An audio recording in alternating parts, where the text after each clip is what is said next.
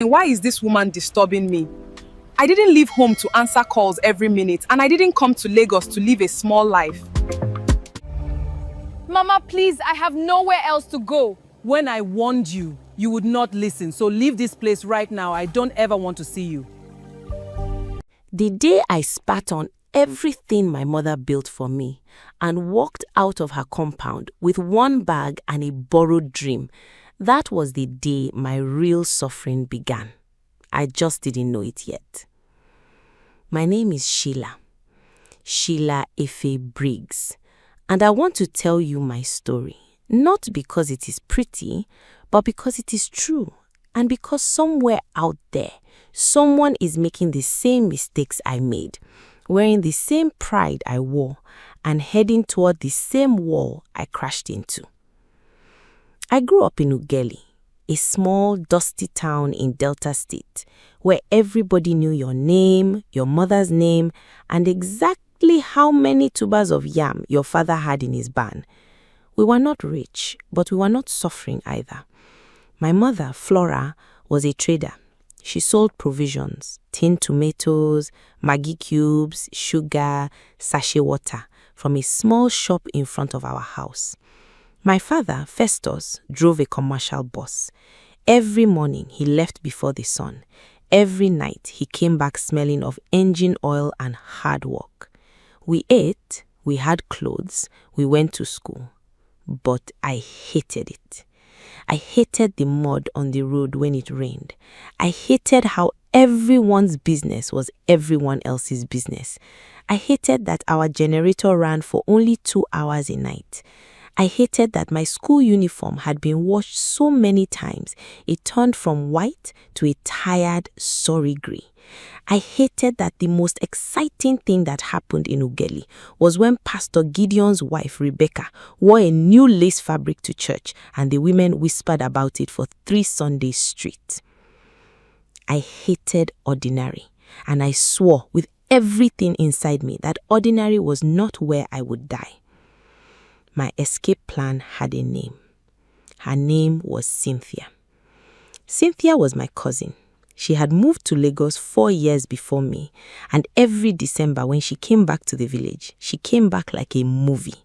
New hair, new shoes, skin that glowed like she bathed in something expensive. She always brought small gifts, a wrapper for my mother, slippers for the younger ones, and she always had this smile on her face. The smile of someone who had seen a different world and decided she belonged there. I watched Cynthia the way a hungry person watches someone eat. I studied her, the way she talked, the way she laughed, the way she never answered any question about her life completely. She always left something hanging in the air, like expensive perfume. Lagos is not for everybody, she told me once, sitting on our veranda, her manicured fingers wrapped around a bottle of cold Fanta. But for those who are ready, the city will open for you like a door. I was 22 years old. I had just finished my OND. My father wanted me to stay, do my HND, then find a government job. My mother said the same thing. Even our neighbor, Mama Junior, said the same thing. Stay and build yourself here, Sheila. Lagos will swallow you. But all I could see was Cynthia's shoes.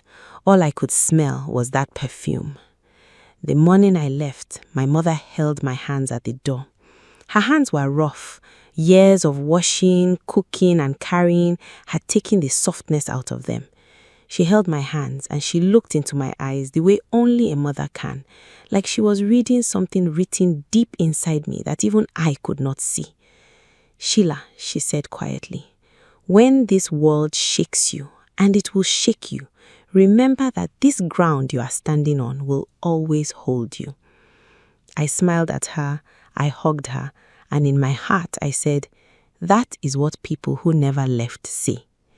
I picked up my bag and I left. Lagos hits me like a slap I did not see coming.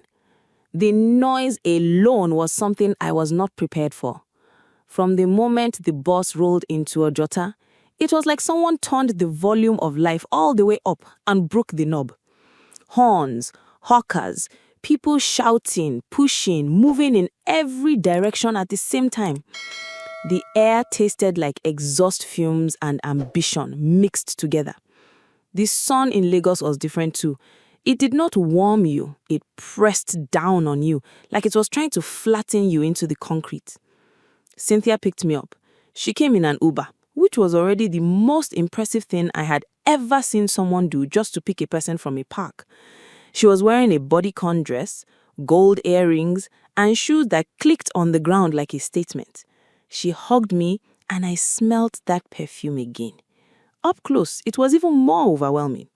"Welcome to Lagos, baby girl," she said, laughing. "Your life starts today." She lived in a one-bedroom flat in Surulere. It was small, but she had arranged it to look like something out of a magazine. String lights on the wall, a small television mounted up high, a kitchen that smelled like air freshener and jollof rice. I slept on a mattress on the floor of her sitting room, and I told myself it was temporary. Everything was temporary. I was on my way somewhere. Cynthia got me a job 2 weeks later, a receptionist position at a small logistics company in Isolo. The pay was 35,000 naira a month. It was not much, but I wore my best clothes every day. I learned to walk with my shoulders back, and I watched everything. How the boss spoke, how the office girls dressed, what the rich clients drove, what their shoes looked like. I was studying, taking notes with my eyes. 6 months in, I had made 2 friends. Tracy, who was loud and funny and knew everybody in every club in Lagos, and Lara, who was quiet but sharp, the kind of girl who said little, but when she spoke, you felt it. The 3 of us became close quickly. We ate together in the canteen, we gisted on our lunch breaks, we complained about our salaries, and laughed about our landlords. It was Lara who first told me about Stanley. "There's this guy," she said one afternoon, unwrapping her eba and staring at me with a look I could not yet read. "He has been asking about you." "Asking what?" "Your name, whether you have a boyfriend, whether you are serious." She paused. "He is not ordinary, Sheila. His family is in real estate. He drives a Benz. He does not play." I told myself I was not interested in any man. I had come to Lagos to build myself. But that night, when I was lying on that mattress on the floor of Cynthia sitting room, listening to the sound of a city that never slept, I thought about what Lara said. He is not ordinary. Neither was I, or so I believed. I met Stanley Thompson 3 days later, at a small get-together Tracy organized at a bar in Victoria Island.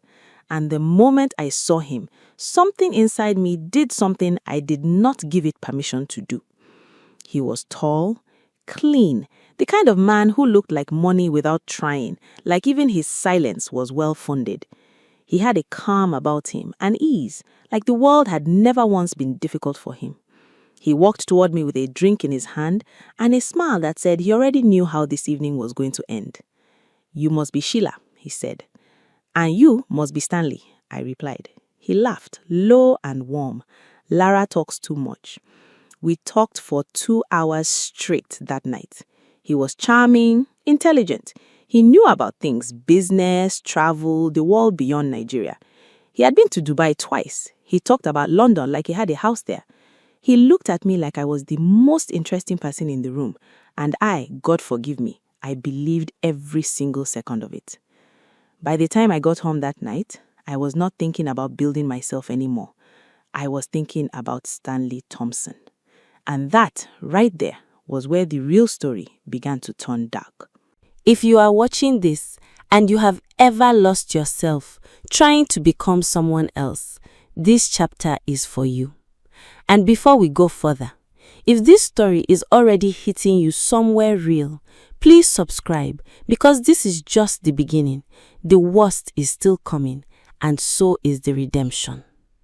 Stanley moved fast. Within 3 months of that night at the bar, he had taken me to 3 restaurants I could not have afforded on 6 months of my salary combined. He bought me a phone, a proper one, not the struggling Android I had been managing. He took me to a birthday party in Lekki, where I saw for the first time in my life what real Lagos money looked like up close. And I changed. I did not notice it happening. That is the thing about transformation when it is driven by the wrong thing. It does not announce itself. It creeps, it whispers, it replaces you slowly, one small decision at a time, until one day you look in the mirror and the person staring back is someone your mother would not recognize. I stopped calling home as often. Once a week became once in 2 weeks. Once in 2 weeks became once a month.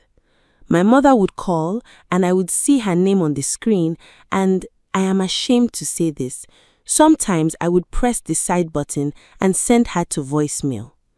I told myself I was busy. I told myself I would call back. I told myself she would understand. She always called back. I stopped going to church. Stanley did not go to church. His world did not have space for Sunday morning services and choir rehearsals. His world had brunch in Ikoyi and boat parties on the Lagos Lagoon and weekends in Abuja when someone important was celebrating something. I bought into that world completely. I got a new job, a better one, through one of Stanley's connections, admin officer in a property company. My salary jumped. I moved out of Cynthia's place and got my own apartment in Yaba. Small, but mine. I bought a second-hand car. I changed my wardrobe. I changed how I spoke. I started clipping my accent, sanding down the Ughelli edges of my voice, because I had noticed that in Stanley's world, where you came from mattered less if you could sound like you came from somewhere better. And my family back home? I told Stanley they were not really in my life like that. I said it so easily, so casually, like I was talking about a subscription I had cancelled.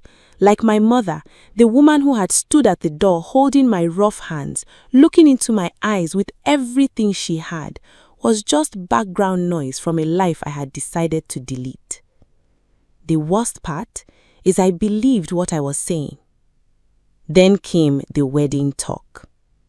Stanley brought it up one evening over dinner. He said his family had been asking about settling down.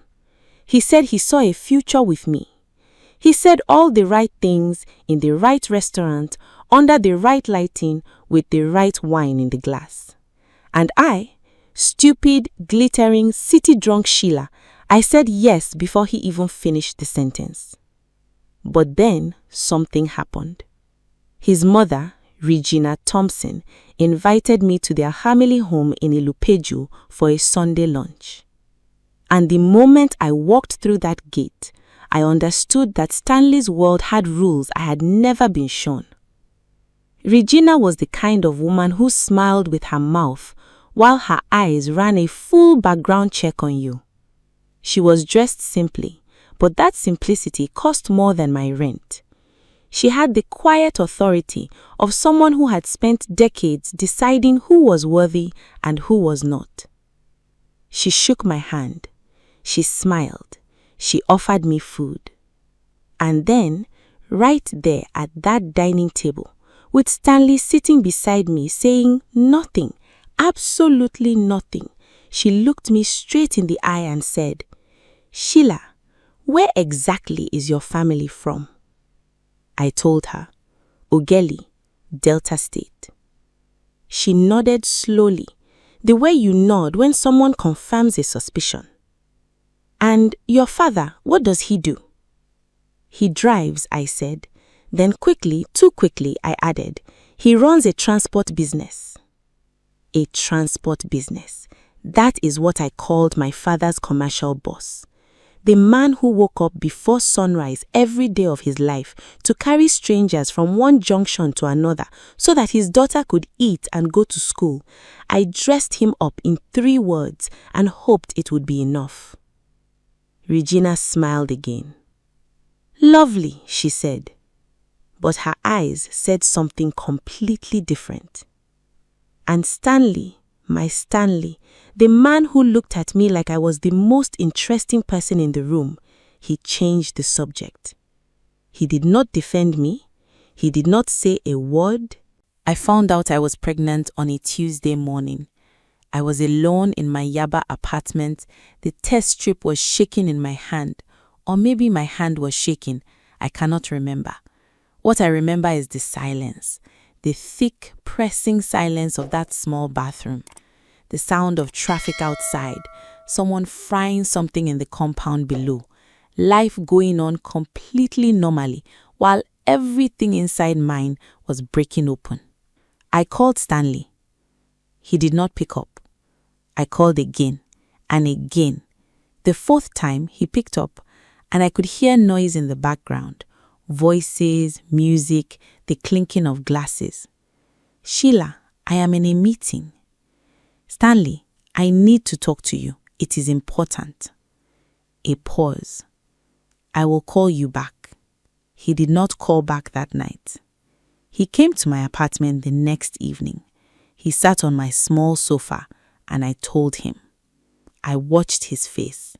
I watched it do something complicated, something that moved through several emotions too fast for me to catch each one. And then it settled into something I had never seen on his face before.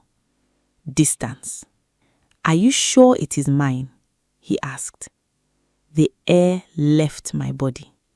I stared at him. This man who had taken me to Dubai restaurants in photographs and called me his future and sat at that Sunday lunch while his mother looked at me like something that accidentally walked through the wrong door. This same man was sitting on my sofa asking me if I was sure. Stanley, I am just asking, he said, calm, almost bored. We need to be sure before we do anything. Before we do anything. Like this baby was a transaction, like this was a business problem that needed verification before someone authorized the next step. I asked him what he wanted to do. He was quiet for a long time. Then he said, my family cannot know about this right now. You understand? I understood perfectly. Over the next 3 weeks, Stanley's calls became shorter. His visits stopped. He was always in a meeting, always traveling, always something. Tracy noticed. Lara noticed. Lara, who had always been the quiet, sharp one, sat across from me in a restaurant one afternoon and said what I was not yet ready to hear. Sheila, that man is not going to marry you. I don't know him, I said. I know men like him, she said, and I know you. You have been carrying this pregnancy alone for 3 weeks. Where is he? I had no answer. Then came the Sunday that destroyed me completely. My neighbor, a woman named Sonia, who knew everything about everybody, knocked on my door with her phone in her hand and a look on her face I will never forget for as long as I live. Is this not your Stanley? She asked, showing me the phone. It was an Instagram post. Stanley Thompson, smiling, in a suit, at a traditional wedding, his own traditional wedding, to a woman named Favor, fair-skinned, well-dressed, the daughter of a senator whose family the Thompson family had been connected to for years. The post had been up for 6 hours. I thought about calling my mother, but I had not spoken to her properly in 4 months. What was I going to say? Mama, I lied about everything. I am pregnant, and the man I gave my whole life to just married someone else. I put the phone down.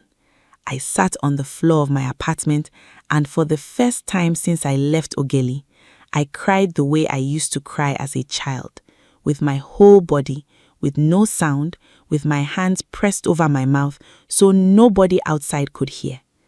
But the worst was still coming, because 2 weeks later, I lost my job. The property company was restructuring. My position was cut, just like that. No warning, no long notice, just a letter, an HR meeting, and a final salary payment. I had rent due, a baby growing inside me, no boyfriend, no job, no savings, because I had spent the last 2 years buying the life that Stanley's world required me to maintain. And then my landlord, a short, impatient man named Mr. Clement, knocked on my door and told me I had 30 days. 30 days. I sat in that apartment that night. and I took out my phone and I scrolled through my contacts. I was looking for someone to call, someone who would pick up without judgment, someone who would not ask questions that would make me feel smaller than I already felt. I scrolled past name after name. People I had been to parties with, people I had laughed with at rooftop bars, people I had tagged in photos when life was glittering. Not one of them felt safe enough to call. Not one.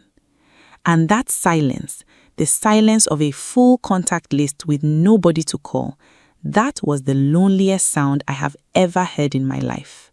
There is a particular kind of shame that sits differently from regular shame.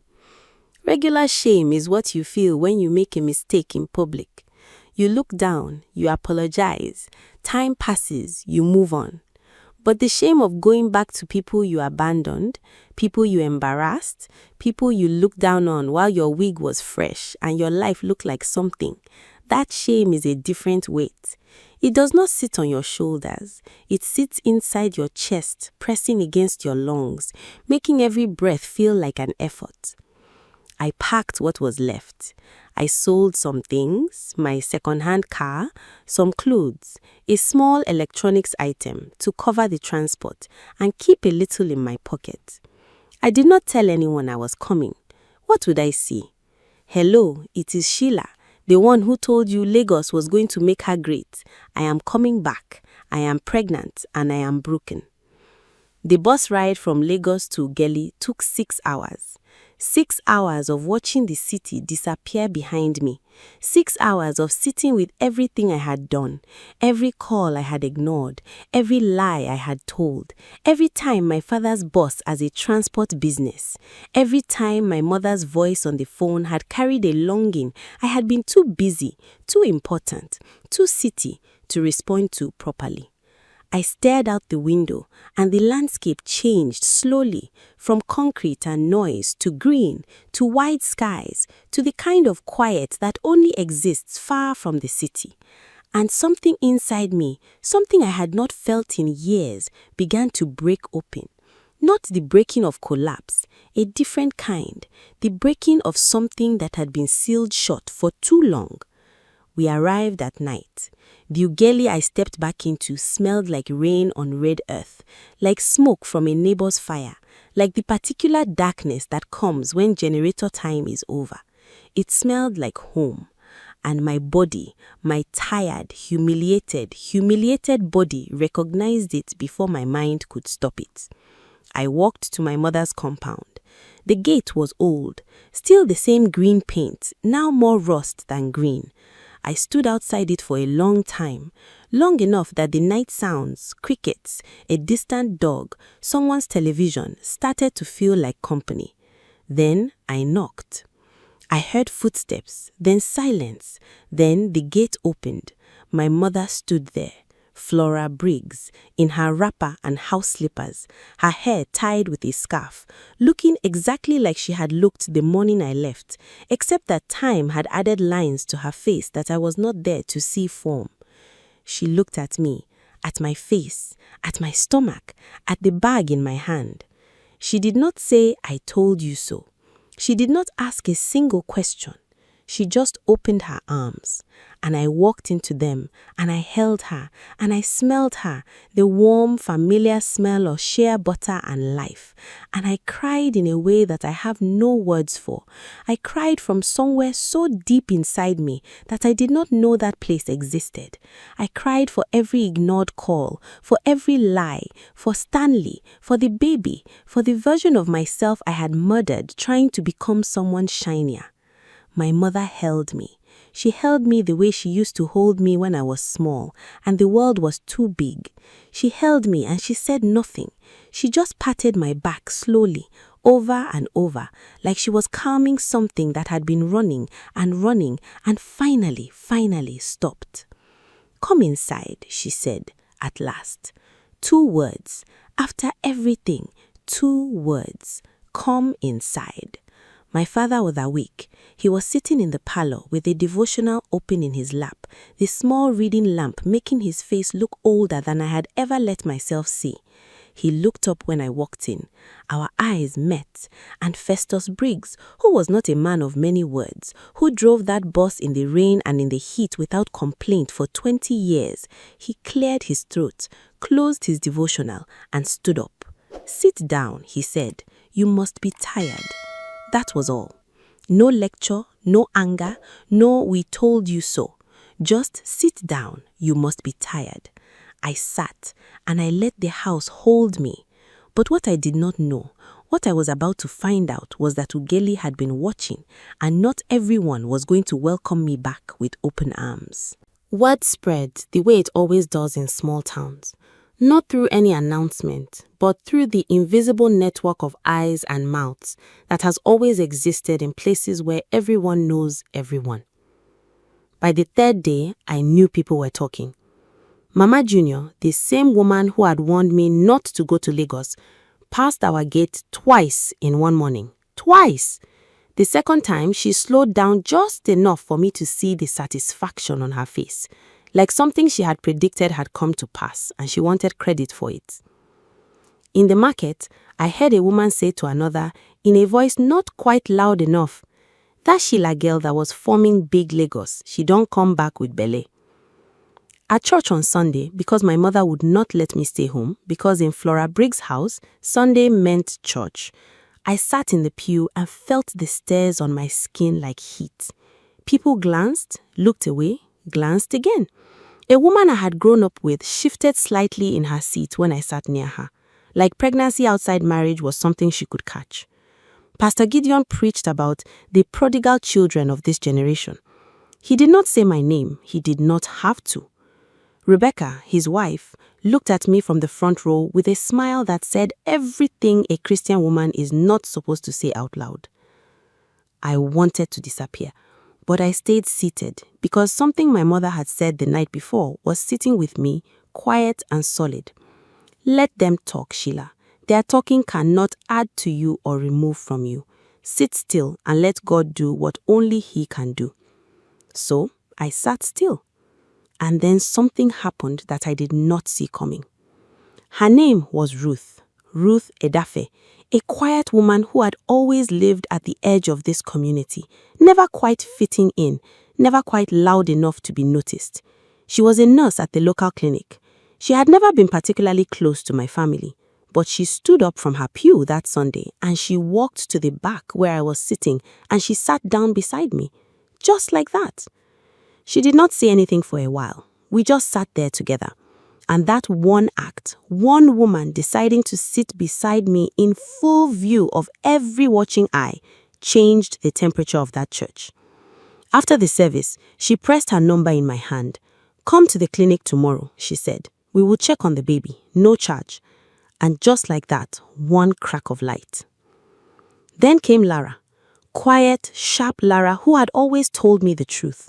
She drove down from Warri 2 weeks after I settled back, unannounced, with a bag of things, baby clothes she had bought, food items, a small amount of cash wrapped in a receipt. She sat across from me in my mother's parlor, and she held my hand and she said, "I should have said it louder and sooner. I am sorry I did not." And Tracy, loud, party-loving Tracy, who I thought only knew how to have fun, Tracy started a small WhatsApp campaign among the girls we knew from the office. By the end of the month, they had raised a small amount for the baby. Small, but real. The kind of real that money becomes when it comes from people who did not have to give it. But the thing that truly broke me open, the thing I was not ready for, came from my father. Festus Briggs had not spoken much since I returned. That was his way. He processed things internally, quietly, like an engine working beneath a still surface. But one evening, about 3 weeks after I came back, he came and sat beside me on the veranda. The sun was going down and the sky had turned that particular orange-pink that I had grown up watching and had never once stopped to appreciate until now. He sat there for a while, both of us watching the sky. Then he said, "That man that did this to you, did he know you were from a good home?" I said, "Yes, Papa." He nodded slowly. Then he made a choice, and God does not let those choices go unanswered. You hear me? I said, "Yes. You are not what happened to you." Then he stood up, straightened his wrapper, and went back inside. 12 words. You are not what happened to you. I sat on that veranda and let those words fill up every empty space inside me. 3 months later, I gave birth to a girl. She came at dawn. Ruth was there at the clinic, my mother was there, my father waited outside, pacing. This man who drove a bus and had rough hands and never once told me he was proud of me in fancy words, but had shown me in every other way if I had only been paying attention. When they brought her out, my daughter, my small screaming girl, I held her and I looked at her face and I made her a promise. Not out loud, in that quiet space between a mother and a child that no one else can enter. I will never make you feel like you have to be someone else to be loved. I will never let you believe that where you come from is something to be ashamed of. I will tell you every day that ordinary love, the kind that opens the door at night without asking questions, the kind that sits beside you in church when everyone is watching, that love is the most extraordinary thing in this world. She wrapped her tiny fingers around mine. She did not know yet what the world was. She did not know about Stanley Thompson, who had since been exposed by Favor herself, the senator's daughter he had married, who discovered 2 other women and filed for a separation that Lagos gossip blogs ran for a full week. She did not know about the city, or the shame, or the long bus ride back to Red Earth and Generator nights. She only knew my voice.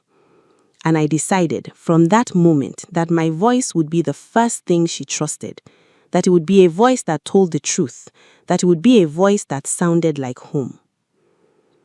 I'm telling you this story because I was the girl who left and forgot.